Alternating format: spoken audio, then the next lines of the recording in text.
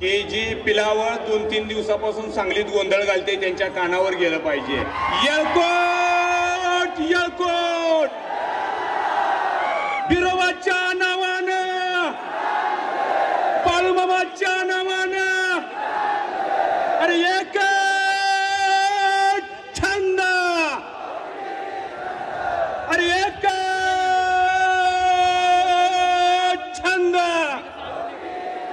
उसाचं काट हाणणारा गडी, रगचा व्यवसाय करणारा गडी, मळी चोरणारा गडी, बापाच्या जीवावर मोठा झालेला गडी, गोरगरिबाची घरं चालून पुढे आलेला गडी, सांगलीमध्ये थाया थाया नाचायला लागले।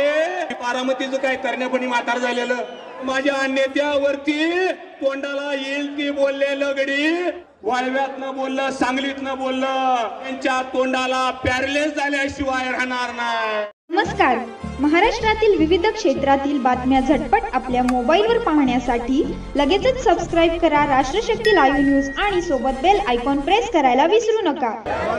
येळकोट येळकोट, अरे बाळूमामा विरोबा आपल्या पाठीशी आहे, आवाज असा आला पाहिजे की जी पिलावळ 2-3 दिवसापासून सांगलीत गोंधळ घालते त्यांच्या कानावर गेलं पाहिजे। येळकोट येळकोट बिरोबाच्या नावानं, बाळूमामाच्या नावानं, अरे एक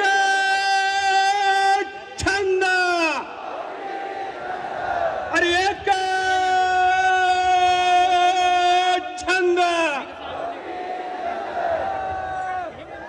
गावकुसातून खेड्यापाड्यातून 30-20 वर्षापासून जास्त संघर्ष करणाऱ्या नेतृत्वाला ताकद देण्यासाठी आरेवाडीच्या पावननगरीमध्ये उपस्थित झालेल्या दसरा मेळाव्याचं सोनं लुटायला आलेले आपण सगळे गोपीचंदजी पडळकर साहेबांच्या विचाराचे शिलेदार आज या ठिकाणी महाराष्ट्रामध्ये बहुजनांचं एक नेतृत्व म्हणून उदयाला आलेलं, या महाराष्ट्रात प्रस्थापितांची घराणी, प्रस्थापितांचं वाडा, प्रस्थापितांच्या माड्या पाडून गावगेड्यातलं खेड्यातलं राजकारण पुढे आणणारं नेतृत्व म्हणजे गोपीचंदजी पडळकर साहेब। तुम्ही बघितलं 8 दिवसापूर्वी या जिल्ह्यामध्ये काय झालं, उसाचं काट हाणणारा गडी, ड्रगचा व्यवसाय करणारा गडी, मळी चोरणारा गडी, बापाच्या जीवावर मोठा झालेला गडी, गोरगरिबाची घरं चालून पुढे आलेला गडी, आया बहिणींची इज्जत तुटणाऱ्या अवलादी, आणि या अवलादीने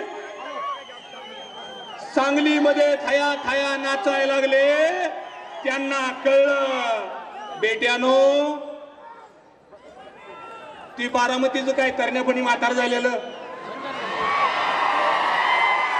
तुला मत किती, आमच्या नेत्याला मत किती, तुला छटाकभर मतान ती पोस्टल मतात बेट्या तू आलाय, 40,000च्या मतानाच्या फरकाने आलेल्याच्या नादाला तू लागू नये। मला या ठिकाणी बिरोबाच्या साक्षीने सांगायचंय, बिरोबा जागृत आहे का नाही? बिरोबा जागृत असेल तर सगळ्यांनी हात वर करा। बिरोबा जागृत आहे का नाही? मग माझ्या नेत्यावरती तोंडाला येईल ती बोललेलं गडी, वाळव्यात न बोललं, सांगलीत न बोललं, त्यांच्या तोंडाला पॅरलेस झाल्याशिवाय राहणार नाही, त्यांचं वाटोळा झाल्याशिवाय राहणार नाही। अरे माझा नेता कष्ट करायचाय, त्याची सुरुवात लाट्या काट्या गाऊन झाली, पाण्यासाठी आंदोलन केली, जेलमध्ये जावं लागलं, समाजासाठी आंदोलन केली, जेलमध्ये जावं लागलं। त्यांना सांगा आता तुम्हाला थोडं समाजाचं जातीचं राजकारण करत माझ्या नेत्यानं हाडाची काढ आणि रक्ताचं पाणी केलं। टेंबूची योजना या मानदेशाच्या पट्ट्याला मिळावी म्हणून 6 महिना जेल भोगलं। विचारा या साक्षीनं, बिरोबाच्या साक्षीनं, अरे खोट्या गुन्ह्यामध्ये तुम्ही आत टाकलं, पण माझ्या जनतेनं मनावरती घेतलं।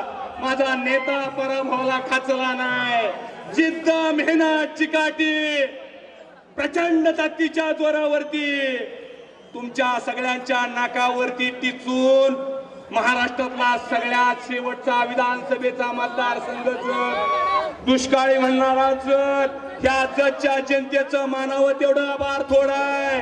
आम्ही तर मानतो, पण बिरोबा बाळूमामा सुद्धा तुमच्या पाठीमाग आहेत. एक बहुजनाचं पोरगा 40,000 मताच्या फरकानं या महाराष्ट्रामध्ये येतं काय?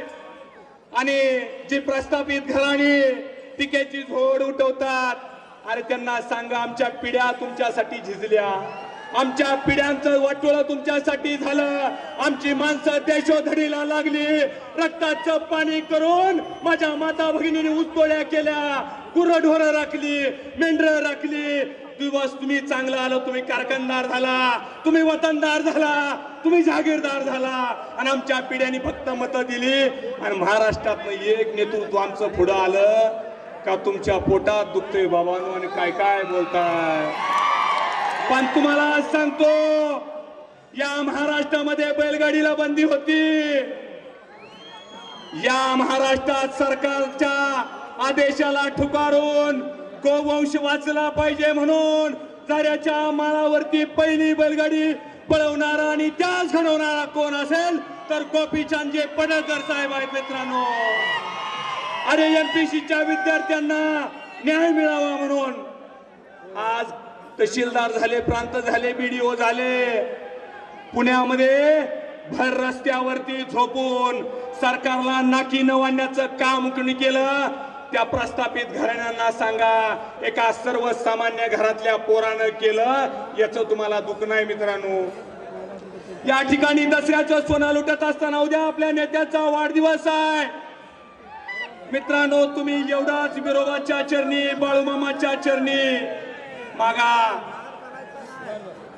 की माझ्या नेत्याला उदंड आयुष्य लाभू दे, आणि नेत्याच्या हातून रंजल्याची, गांजल्याची, गोरगरिबाची, 18 पगड जातीची कामं ताकदीनं हो दे. आता सांगलीमध्ये काय केलं परवा तुम्ही बघितलं. अरे बापू बिरो वाटेगावकर आमचं आयडॉल आहेत मित्रांनो. जरी आम्ही त्यांच्या रक्ताचं वारस नसलो तर गोपीचंदजी पडळकर या त्यांच्या विचाराचे वारस आहे. हे त्या घराण्याला जाऊन एकदा सांगा.